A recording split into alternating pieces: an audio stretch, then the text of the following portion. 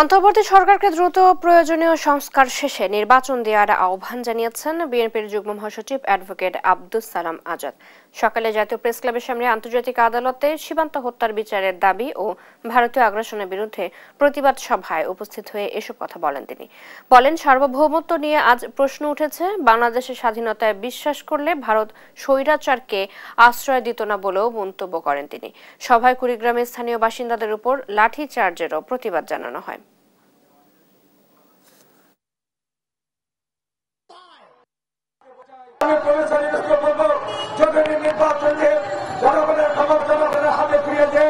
বাংলাদেশের মানুষ এই নির্বাচনের জন্য 15 বছর লড়াই করেছে।